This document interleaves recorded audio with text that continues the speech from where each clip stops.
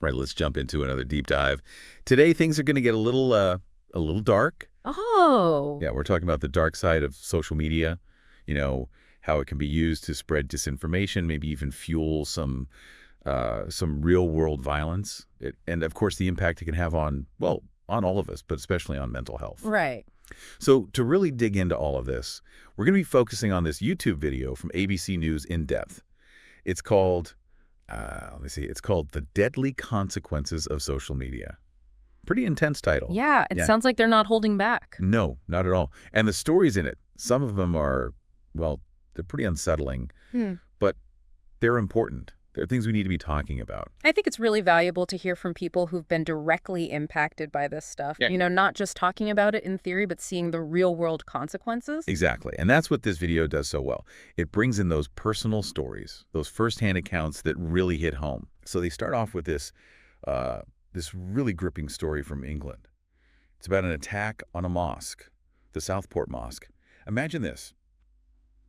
You're the imam of this mosque, and all of a sudden you're surrounded by this angry mob. Wow. And the whole thing was fueled by, you guessed it, lies spreading on social media. Lies about what exactly? Well, they were spreading this false information about the attacker's identity. It was all over X, what used to be Twitter. Yeah. And this narrative, it was being amplified by all these far-right influencers. And even Elon Musk himself got involved. Seriously. Yeah. They were pushing this idea that the attacker was a Muslim immigrant, trying to, stir up fear and anger. And I'm guessing that wasn't true. Not at all. The person they actually arrested, it turned out, was a British-born man from a Christian family. The whole thing was a complete fabrication. That's incredible. So this mob was basically whipped up based on nothing. It's really disturbing, right? And the video makes this point that this might be part of a bigger trend, something they call social media riots. Social media riots. Yeah, it's this idea that because of social media, you can mobilize people so quickly. And if you combine that with this rapid spread of disinformation, well, it's a recipe for disaster. Makes sense. It's like things can escalate so fast online. Exactly. And then the video shifts gears a bit and introduces us to this guy, Mark Collett. He's a big name in the British far-right movement. Okay. And he uses social media as his platform to spread all this, xenophobic and racist stuff. I mean, he even denies the Holocaust. Oh, wow. Yeah.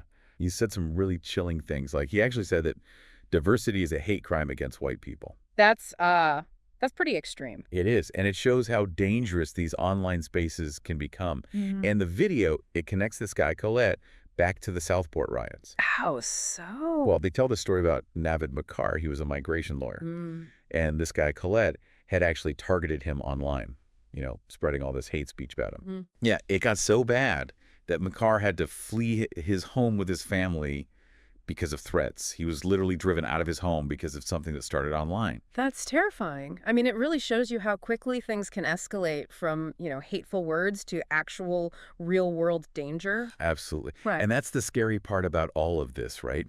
This stuff online, it doesn't always stay online. It can spill over into our lives in some pretty frightening ways. Right. And the video, it doesn't stop there. It takes us down this whole other rabbit hole, algorithms, those things that control what we see on our feeds. Oh, yeah. I've heard about those. Well, they can actually make us more susceptible to extreme content and all these conspiracy theories. They work by basically feeding you more of what you've already engaged with. So it's like, you see one video about, let's say, immigration, and suddenly your whole feed is filled with stuff about immigration. So it's like they're trying to keep you in this little bubble, right? Exactly. Yeah. It creates what they call an echo chamber. And the problem with that is you're only exposed to information that confirms your existing beliefs, even if those beliefs are based on, misinformation. So it's like it just keeps reinforcing what you already think. Yeah, and it can be really hard to break out of that. And the video features this guy, Andrew Kong. He used to work at TikTok as a planning analyst. TikTok? Yeah, TikTok. And he describes this experiment he did. He started with a simple search term, immigration UK. Nothing too controversial. Right. But then his feed just got bombarded with all this xenophobic and really dark content. It was all because of the algorithm. It was pushing him down this rabbit hole of increasingly extreme stuff. Wow. So even something seemingly harmless can lead you to some pretty dark places online. It's pretty scary when you think about it. And it's especially worrying when you consider the impact on young people, They're still figuring things out, and they're more vulnerable to this kind of manipulation. Yeah, for sure. If you're not careful, you can get sucked into some pretty messed up stuff online. Absolutely. And then the video shifts focus to American democracy. American democracy. What does that have to do with social media? Well, they bring in these two former employees from Twitter and Facebook, Eddie Perez and Francis Haugen. They both became whistleblowers. Whistleblowers. What did they blow the whistle on? Well, Perez, he focuses on what happened at Twitter after Elon Musk took over. He talks about how they basically dismantled all these safety measures, the ones that were supposed to combat disinformation. And he's especially worried about Musk's own behavior on the platform. Musk's behavior. Like what? Remember that joke he made about a potential assassination attempt? Oh yeah, I remember that. That was a little weird. Yeah, to say the least. And Perez, he says that kind of post, before Musk took over, it would have violated Twitter's own rules. So he's basically saying that Musk is setting a bad example. Exactly. And that it could lead to more misinformation and even, potentially incite violence. That's a scary thought. It is. And Haugen, the Facebook whistleblower, she makes this point that Musk's actions, they've had this ripple effect across the whole tech industry. Really? Yeah, like Facebook, for example. They made similar staff cuts after Musk did the same thing at Twitter. They even got rid of their civic integrity team. That was the team responsible for, making sure the platform was having a positive impact on society. So they're basically saying, screw democracy, we're all about the profits now. That's kind of the message it sends, right? And this lack of accountability, it's a big theme in the video, especially when it comes to disinformation. Right. They even talk about that whole disinformation governance board debacle. Remember that? Oh, yeah, the one the Department of Homeland Security tried to set up. Wasn't that a whole mess? Oh, it was a total disaster. It was supposed to, help address disinformation online, but it got slammed immediately. Slammed by who? Oh, by everyone, basically. Yeah. Right-wing media, politicians, they all labeled it the Ministry of Truth, accusing it of censorship and all that. It's wild how politicized this whole disinformation thing has become. Like, it's almost impossible to have a rational conversation about it. It really is. And the video, it brings in this human element to the story. They interview Nina Jankowicz. She was the executive director of the board. Oh, wow. Yeah. And can you imagine, you take on this role, you're trying to protect the public from these harmful lies, and then you become the target yourself. That's rough. It is. She was hit with all this online abuse, threats, even doxing. That's where they share your personal information online, like your home address, trying to, intimidate and silence you. That's messed up. Totally. She ended up resigning after just 3 weeks, and the whole board was disbanded. It just shows how difficult it is to even try to tackle disinformation when it's so tangled up with politics. It's a real shame. It makes you wonder if anyone will even bother trying to address this problem again, given the backlash. Yeah. It's a tough one. But speaking of tackling problems, there's this huge legal case that's going after these social media companies right now. It's a big one. 37 state attorneys general are involved, plus families of teenagers who have been harmed by these platforms. 37 states. That's almost all of them. It is. And the argument they're making, it's actually pretty straightforward. This lawyer, Previn Warren, he basically says that these companies, they know their platforms can be harmful, especially for young people, but they choose to prioritize profits over safety. That's a pretty serious accusation. It is. And he points to Instagram specifically, how their algorithms push all this content about dieting and beauty standards. Right, which can be super damaging, especially for teenage girls. Exactly. And he's basically saying they're intentionally leading these vulnerable users down these rabbit holes of harmful content, all so they can make more money. Wow. It's like they're exploiting people's insecurities for profit. That's the gist of it. And this brings us to a story that really shows the human cost of all of this, the tragic case of Anna Schott. Anna Schott. Yeah.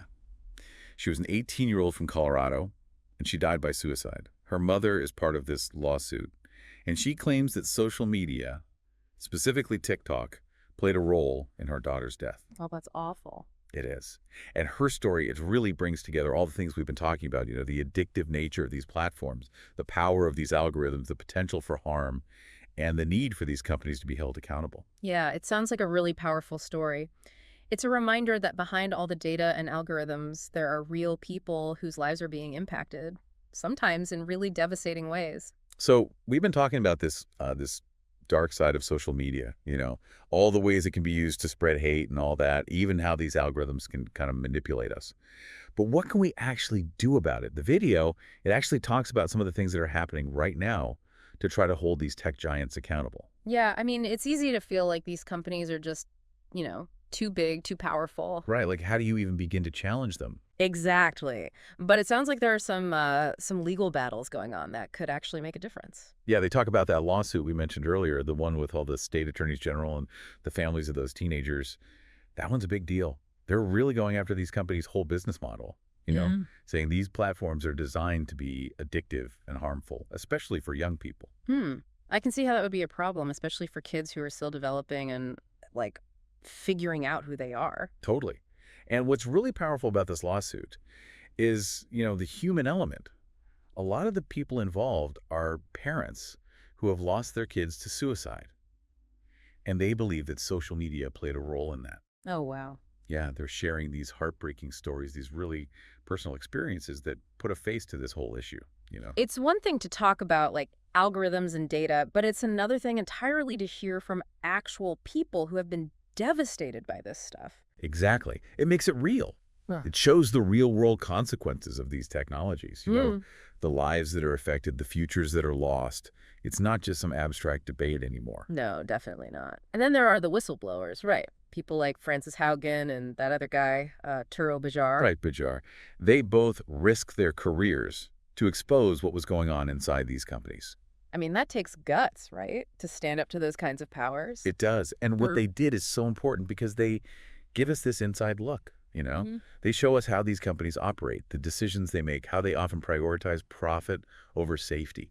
And that kind of information can be really powerful both in legal battles and just in terms of public pressure. Yeah, it's like shining a light on the problem so everyone can see it. Exactly. And it makes you think about, the people who work at these companies. To see something wrong and then choose to speak out, even if it means losing your job, that's a tough call. It is, Yeah. but it's so important because it's not just about holding these companies accountable. It's about like pushing for better design, better regulation. Right, right. Like, how can we make these platforms safer for everyone? Exactly. And the video, it talks about some ideas. Like one thing they mention is algorithmic transparency. Algorithmic transparency. Yeah, it's this idea that users should be able to understand how those algorithms work, like what's actually driving the content they see on their feeds. So instead of just being like passively fed whatever the algorithm decides, Mm. you would actually have some control over it. Right. And if people understood how these things worked, how they were being manipulated, maybe they'd be less susceptible to it. It would definitely make people more aware, that's for sure. Yeah. And it would put more pressure on these companies to design algorithms that are actually beneficial for users. Right. Instead of just designed to, keep people hooked and scrolling. Exactly. And then there's all the harmful content, right? Like stuff that promotes self-harm, eating disorders, suicide. The video makes the point that these companies need to be doing a much better job of addressing that. Yeah, it's wild how much of that stuff is just out there, easily accessible. And what about age verification? Like, shouldn't it be harder for kids to get onto platforms that are clearly meant for adults? Yeah, age verification's a big one. It seems way too easy for kids to access content they're just not ready for. Having stronger age verification would be a huge step in protecting young people. For sure. I mean, there are a lot of challenges, right? But the video does offer some hope.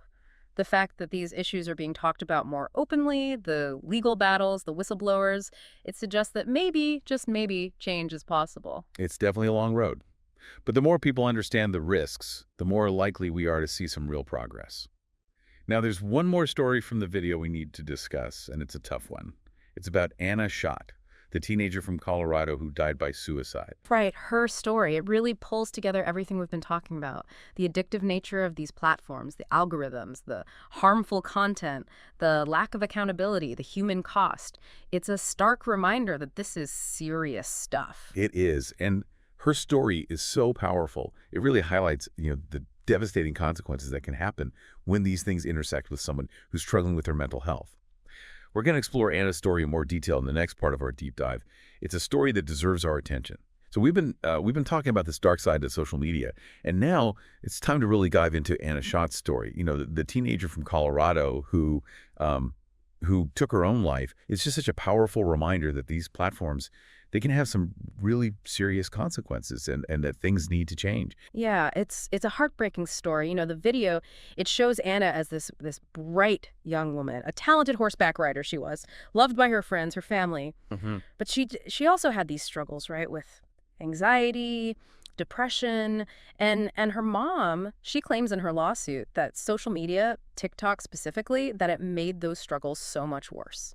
It's hard to imagine, losing a child and then having to face the idea that a social media platform, that it might have played a role in their pain. It's just awful. And the lawsuit, it claims that TikTok's algorithm, it was feeding Anna all this content about like death and suicide, even though she was already struggling with her mental health. It's almost like the platform was, I don't know, taking advantage of her vulnerability, pushing her further down this dark path. The video actually shares some entries from Anna's journal, and they're really tough to read. She wrote about feeling, ugly, broken, comparing herself to all these perfect images she was seeing online. It's so common though, isn't it? That constant comparison. It can be really toxic. It is. And in one entry, she wrote, "Technically, if I kill myself, the problem would be gone." Hmm. It gives you chills, to think about the level of despair she was feeling. Yeah, no kid should ever feel that way. It's just devastating. And it really makes you wonder, how much social media was contributing to those feelings. Was it making it harder for her to see a way out? It's a question we have to ask. And the video, it also talks to Anna's best friend, Faith. And she says that Anna tried to delete social media multiple times. She knew it was bad for her. But she kept going back. She did. She'd delete the apps, but then she'd end up re-downloading them.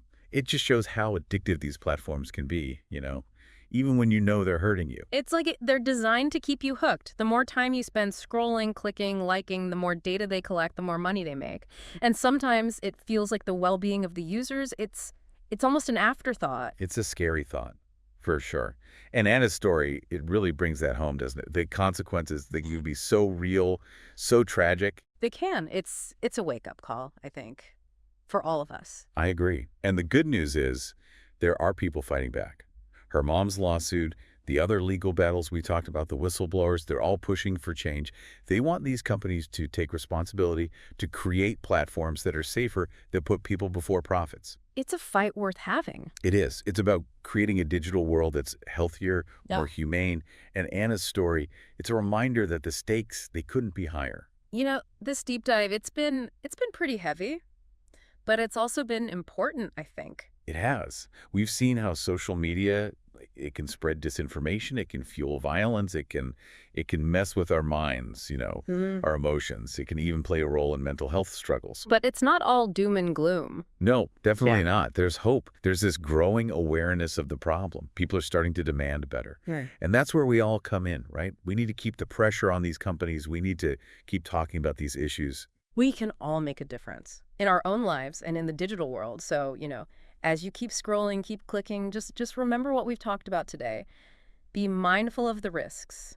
Be critical of the information you see.